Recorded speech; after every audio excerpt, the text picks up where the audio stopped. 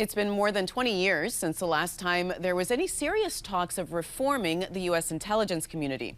Ron Marks is a visiting professor at George Mason University's Schar School of Policy and Government. Ron, welcome back. Thank you very much. Glad to be here. So let's start with the IC's budget. It's around $90 billion in total.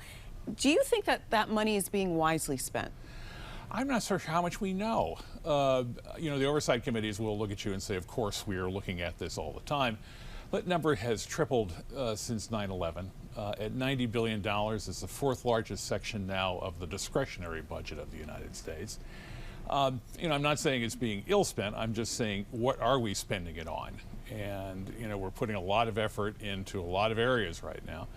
But the world has changed since 9/11 and since 2004, which is the last time we really looked at structure, the kind of areas that we really needed to look at, the laws that guided, et cetera. So it's a little bit like looking at the transmission on your car. No one finds it particularly sexy, except it's starting to drip from the pan a little bit. So the question is, how soon before we do something?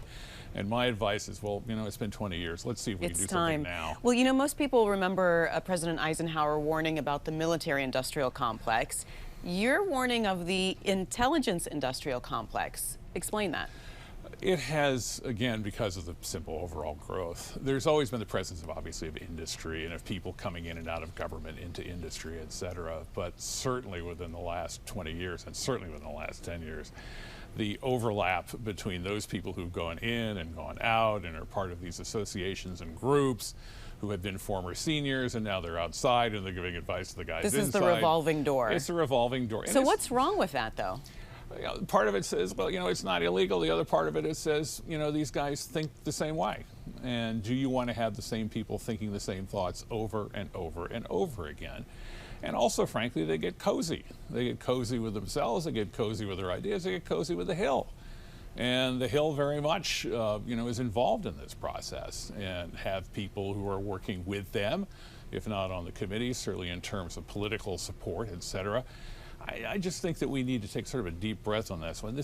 I understand for the military, and I'll guarantee you this will probably be as successful as Eisenhower's efforts, but we need to think about this. This is intelligence now. This is not the military, and this is a whole other different game I think we need to approach and how we approach it.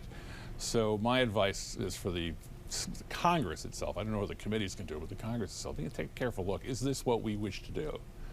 On January 23rd, a former top FBI official was arrested for allegedly investigating a Russian oligarch's rivals in return for money, being paid very well for it. How damaging is something like that? I was reminded by someone who I greatly respect in the field of counterintelligence, a great old spy hunter, who said that they're never surprised, they're only disappointed. This is a good example of someone whom, if I wanted to recruit someone, this guy was it.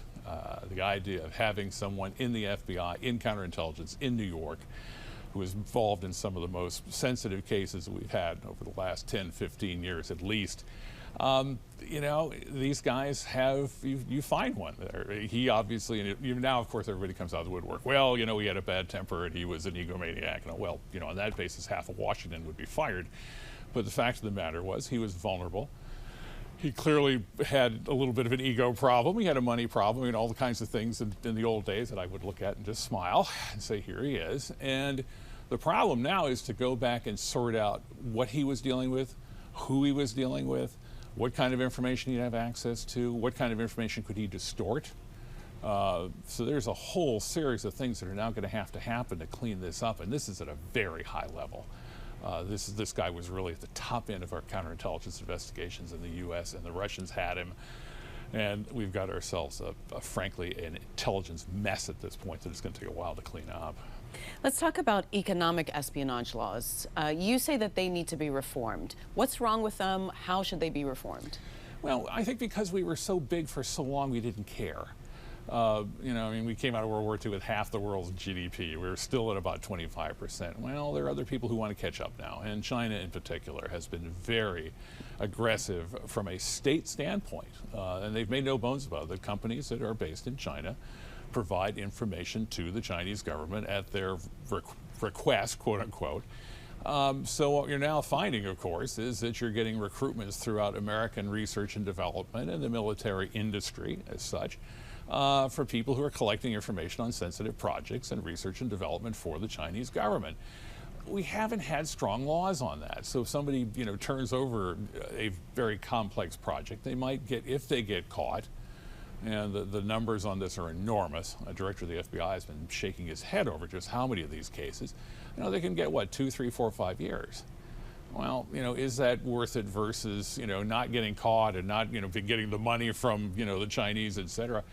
We haven't dearly looked at those carefully for a long time, and those things I think really need to be strengthened at this point. All right, Ron, always nice to talk to you. Thanks so much. Delighted. Thank you.